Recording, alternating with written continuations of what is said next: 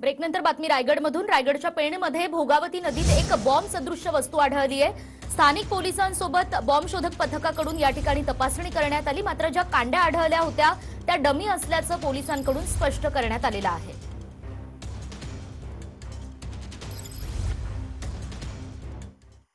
मुंबई गोवा हायवेवरती भोगावती नदीमध्ये 10 ते 12 जिलेटिनच्या कांड्या काल सापडल्या होत्या। आपण आता इथे उभा आहे ती भोगावती नदीच आहे आणि माझ्या बाजूला जर बघितलं तर मुंबई गोवा हायवे हा ब्रिज आहे मुंबई गोवा हायवेचा। या ब्रिज खाली 10 ते 12 जिलेटिनच्या कांड्या काल आढळल्या होत्या। पोलिसांनी तात्काळ इथे धाव घेत तपास केला। तपासानंतर जवळपास 6 ते 7 तास पोलिसांचा तपास चालला। तपासामध्ये ज्या जिलेटिनच्या कांड्या होत्या त्या डमी असल्याचं समोर आलंय। पोलिसांनी त्यासोबतच बॉम्ब स्क्वॉडचं पथक सुद्धा काल इथे आलं होतं। एटीएसची टीम आली होती।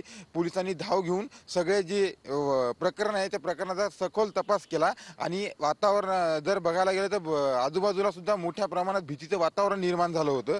त्यानंतर पोलिसांनी असं आव्हान केलंय की त्या जिलेटिनच्या कांड्या नसून डमी आहे, त्यामुळे भीतीची काही कारण नाही। नेमक्या जिलेटिनच्या कांड्या डुप्लिकेट जरी असल्या तरी कोणी ठेवल्या की पाण्यातून वाहत आल्या याचा तपास पोलीस करतायत। कॅमेरा पर्सन नागनाथ सोबत सुमित सरनाईक, TV9 मराठी, रायगड, पेन।